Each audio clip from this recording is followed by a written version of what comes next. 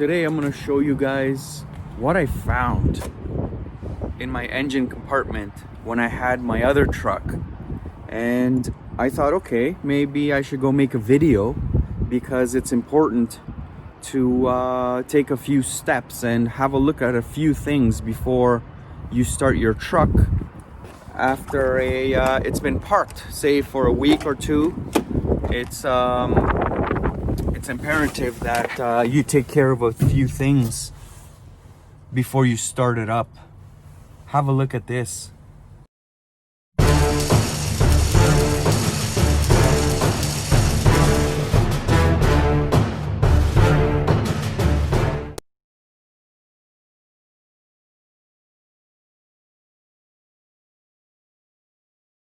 That, my friends, I think was some sort of animal that was living in my engine compartment.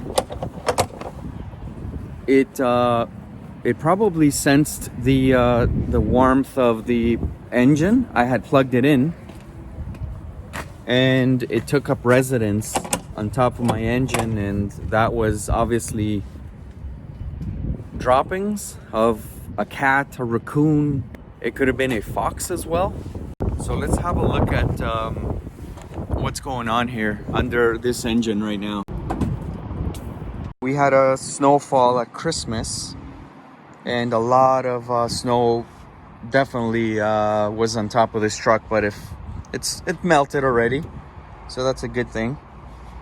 And it's not that cold right now, but regardless, I'm gonna plug it in because the engine is cold and shoot, this was underwater. I'll let it dry a few minutes. So the first things that you want to look out for are if you have air in all your tires, because you don't want to come to work the next day and find out that there's no air on one of your tires. So obviously make sure that none of the bolts are loose. I'm gonna also pull the trailer forward to see if my trailer batteries are fully charged. I need the tailgate to make my deliveries. Look, you see these footprints? That's what I'm talking about, my friends. Look at that. These are not human footprints. That's probably a cat or a raccoon. I think it's a raccoon.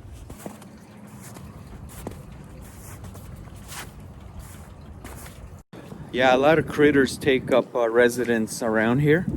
Under the dock plates as well, you find a lot of cats, a lot of raccoons, birds. So you definitely don't want this in your engine compartment when you plug in your truck. What I do is I just leave it unplugged if I'm going on vacation, and then I come one day after starting up again, I come and make sure everything's normal and up to code. Everything is good, and you know, there's no critters that have been chewing on your cables or anything like that. As an owner operator, one thing that I recommend that every truck driver should have is a battery tender. If you go on vacation for say a week, 2 weeks, you leave it plugged in to your batteries, and your batteries will be just as fresh as when you left it. Its job is just to pretty much keep the batteries all charged up.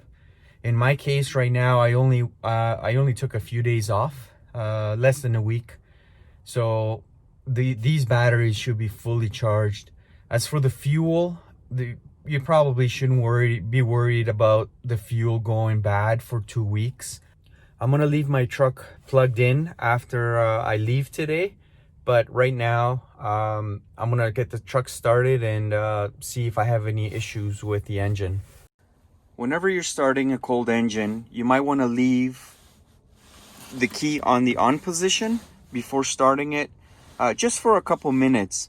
because every engine has glow plugs, and these glow plugs, what they do is they warm up the combustion chamber before you start up the engine. So always wait a couple of minutes with the engine in on position, and that will facilitate your engine starting in cold weather.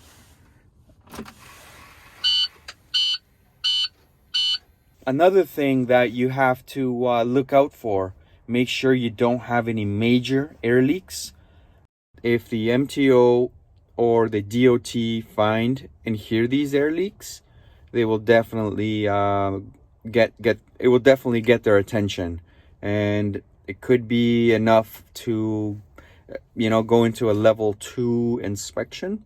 So definitely take care of all the air leaks that you hear.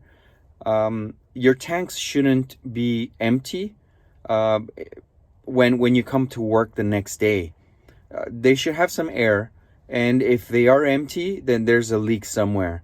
Your tanks should be able to last 2 to 3 days with air, and anything less than that, then you have an issue with an air leak somewhere.